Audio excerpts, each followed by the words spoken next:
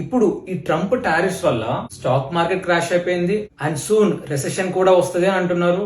అసలు ట్రంప్కి ఏం కావాలి, ఎందుకని చెప్పి అసలు టారిఫ్స్ అనే కాన్సెప్ట్ తీసుకొచ్చాడు?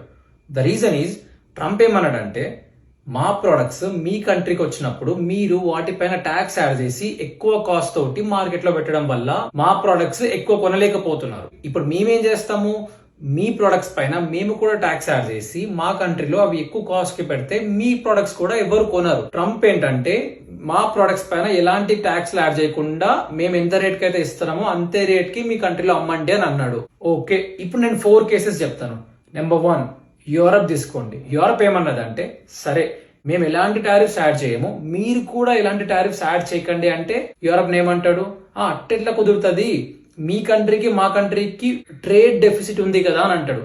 ట్రేడ్ డెఫిసిట్ అంటే లెట్స్ ఒక ఎగ్జాంపుల్ లా Europe every year $100 billion US కి ఎక్స్పోర్ట్ చేస్తుందని అనుకుందాం. ఓకే, అండ్ యూఎస్ ఏం చేస్తుంది, ఓన్లీ 50 బిలియన్ మాత్రమే ఎక్స్పోర్ట్ చేస్తుంది. సో ఇక్కడ యూరోప్ ఎక్కువ చేస్తుంది, అమెరికా తక్కువ చేస్తుంది. ఇక్కడ ఈ గ్యాప్ ఉంది, దీన్నే ట్రేడ్ డెఫిసిట్ అని అంటారు. మీ ప్రోడక్ట్స్ మా కంట్రీలో ఎక్కువ సెల్ అవుతున్నాయి కదా, అప్పుడు మేము లాస్ అవుతాము అని అంటున్నాడు. ఓకే, యూరోప్ పక్కన పెట్టండి. నెక్స్ట్ ఇజ్రాయెల్ తీసుకుందాం. ఇజ్రాయెల్ ఏమంటుంది, సరే మేము టారిఫ్స్ పెట్టాము, ఎట్ ద సేమ్ టైం ఈ ట్రేడ్ డెఫిసిట్ ఏదైతే ఉందో అవి కూడా బ్యాలెన్స్ చేద్దాం అంటే ఇజ్రాయెల్ ఏమంటుంది, మీ కంట్రీ నుంచి మేము ఎక్కువ ప్రొడక్ట్స్ కొంటామని అంటుంది. అప్పుడు ట్రంప్ ఏమంటాడు, మేము మీకు ఎవ్రీ ఇయర్ $4 బిలియన్ ఇస్తున్నాము అని అంటాడు.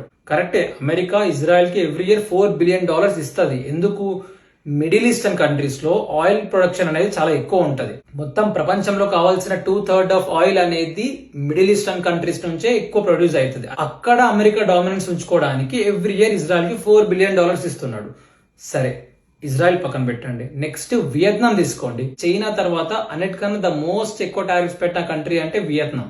వియత్నాం ఏమంటుంది, టారిఫ్స్ ఏమీ వద్దు అండ్ ఆల్సో ట్రేడ్ డెఫిసిట్ కూడా చేస్తాము అని అంటే అట్లా కూడా వినట్లేదు. నెంబర్ 4 తీసుకోండి. సరే ఎన్ని విధాలుగా ట్రై చేస్తున్నా వినట్లేదు కదా అని చెప్పేసి చైనా ఏం చేసింది, మీరు ఎంత పెడితే అంత మేము వెనక్కి పెడతామని రెసిప్రోకల్ టారిఫ్స్ పెడుతూ పోయింది.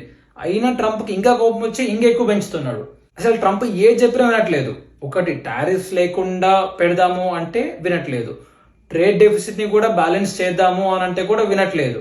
అలా అని చెప్పి తిరిగి మళ్ళీ టారిఫ్స్ పెడితే ఇంకా రెచ్చిపోతున్నాడు. అసలు ట్రంప్కి ఏం కావాలి అనే క్వశ్చన్ చాలా మందికి అర్థం కాని సిచ్యువేషన్ లో ఉంది ఇప్పుడు.